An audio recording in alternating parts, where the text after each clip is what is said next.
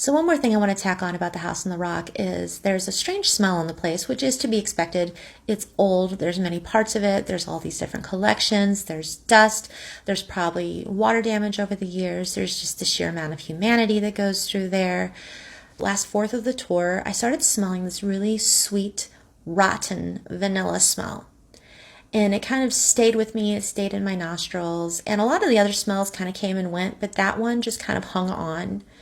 And when we left the House on the Rock, we went to Spring Green, Wisconsin. I went to a cute little wishy shop and we ate.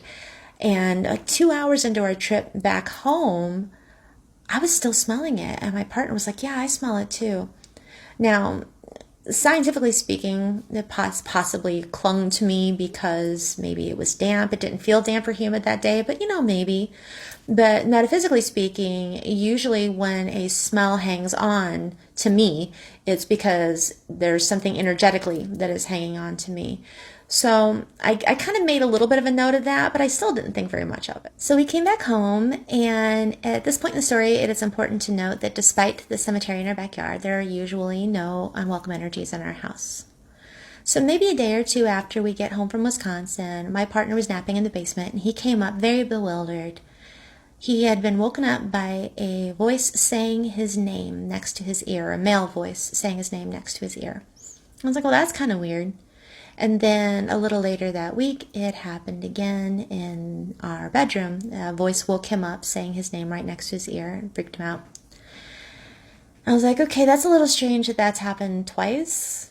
And then I had a nightmare, which again wasn't super unusual. I have a lot of dreams and they're very vivid and I usually remember them. This one had a different feeling to it though. And then the kicker for me was I had an incident of sleep paralysis.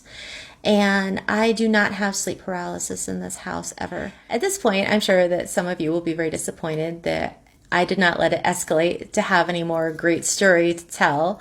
I don't fuck around, and this was enough for me to decide that I need to re-up my protections and fix the situation. So my partner and I took mini spiritual baths, and I re-upped my protection and energetically cleansed the house. And since we have the band, we have that great PA in the basement, so we also sound purified the house up to the rafters.